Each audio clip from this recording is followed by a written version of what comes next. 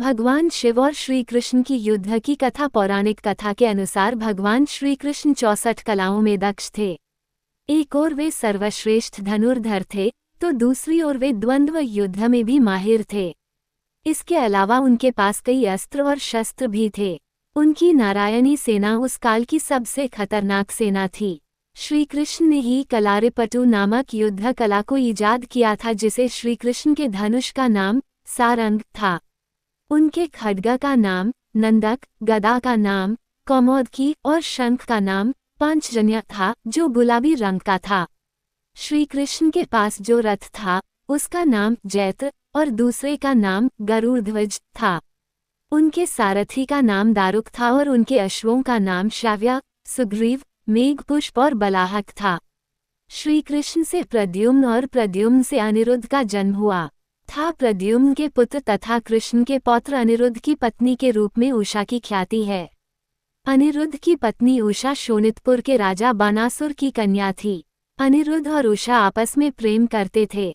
उषा ने एक दिन अपनी मायावी सहेली चित्रलेखा के माध्यम से अनिरुद्ध का हरण करवा लिया था। चित्रलेखा अनिरुद्ध को हरण करके जिस स्थान पर लेकर आई थी वो ओखीमठ नामक स्थान था। कहते हैं कि यहाँ दोनों ने गंधर्व विवाह कर लिया था। वहाँ अभी भी उषा अनिरुद्ध नाम से एक मंदिर है। बानासुर को जब ये पता चला तो उसने अनिरुद्ध को बंधक बनाकर जेल में डाल दिया। बानासुर को शिव का वरदान प्राप्त था। भगवान शिव ने उसे उसकी रक्षा करने का वचन भी दिया था।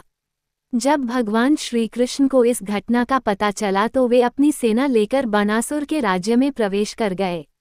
जब भगवान श्री कृष्ण को ये पता चला कि बानासुर ने अनिरुद्ध को बंधक बना लिया तो वे बलराम, प्रद्युम्न, सात्यकी, गदा, सांब, सन, उपनंदा, भद्रा आदि को साथ लेकर सोनितपुर वर्तमान तेजपुर, असम पहुंच गए। बानासुर को जब इस बात का पता चला तो उसने भगवान शिव का आह्वान किया और उन्हें अपनी रक्षा करने का निवेदन किया। ऐसे में भगवान शिव भी रुद्राक्ष, वीरभद्र, कुंभकर्ण, कुंभंदा, नंदी, गणेश और कार्तिकेय के साथ बानासुर की रक्षा करने के लिए पहुंच गए। वहां बानासुर और शिव की सेना ने मिलकर भगवान श्री कृष्ण की सेना से भयानक युद्ध लड़ा। दोनों सेनाओं के बीच भयंकर युद्ध हुआ। श्री कृष्ण ने बानासुर के असंख्य सैनिकों को मार गिराया तो शिवजी ने भी कृष्ण की सेना का भारी नुकसान किया। बाद में शिवजी ने कृष्ण जी पर कई अस्त्र शस्त्र चलाए लेकिन उससे उनका कुछ नहीं बिगड़ा और कृष्ण जी ने भी शिवजी पर कई अस्त्र शस्त्र चलाए लेकिन वे सभी निष्फल हो गए। तब अंत में शिवजी ने भगवान कृष्ण पर पाशुपतास्त्र छोड़ दिया। इसके जवाब में श्री कृष्ण ने भी नारायणास्त्र छोड़ दिया। दोनों के अस्त्रों से भयंकर आग उत्पन्न हुई लेकिन दोनों का कोई नुकसान नहीं हुआ। ऐसे में श्री कृष्ण ने शिवजी को सुलाने के लिए निद्रास्त्र छोड़ दिया। इससे धुंध छा गई और शिवजी सो गए। ये देख बानासुर की सेना में भय व्याप्त हो गया। उसकी सेना कमजोर हो गई। प्रद्युम्न और कार्तिकेय का भयानक युद्ध हुआ जिसमें कार्तिकेय घायल हो गए।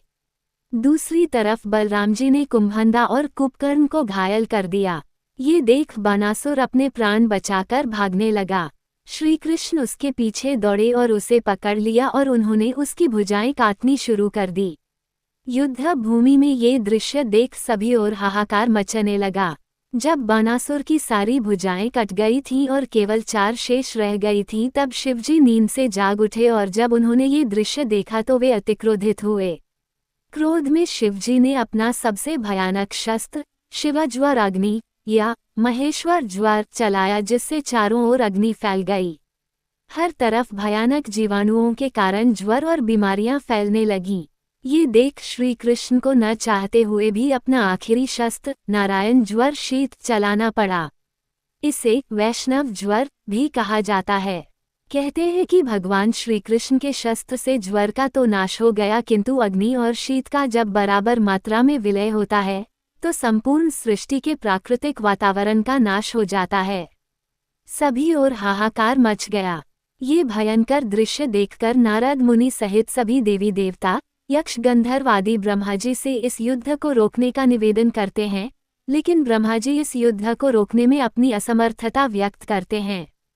तब वे सभी मिलकर पराशक्ति देवी भगवती माँ दुर्गा की आराधना करते हैं। माँ दुर्गा प्रकट होकर दोनों पक्षों को शांत करती हैं। उस समय श्री कृष्ण कहते हैं कि माते, मैं तो बस अपने पौत्र अनिरुद्ध को स्वतंत्र कराना चाहता हूँ। तभी शिवजी कहते हैं कि मैं भी अपने भक्त की रक्षा करने के लिए प्रतिबद्ध हूँ। श्री कृष्ण कहते हैं कि मैं बानासुर का वध नहीं करता चाहता, क्योंकि मैं बानासुर के पूर्वज प्रहलाद को वरदान दिया था कि दैत्य वंश में उसके परिवार का कोई भी सदस्य मेरे अर्थात विष्णु के अवतार के हाथों नहीं मारा जाएगा। माँ भगवती की कृपा से श्री कृष्ण के ऐसे वचन सुनकर बानासुर को बहुत आत्मग्लानि होती है और वह क्षमा मांगकर कहता है कि मेरे ही कारण ये युद्ध हुआ, इसके लिए मैं बहुत दुखी हूँ। बाद में बानासुर उषा अनिरुद्ध का विवाह कर दिया गया था।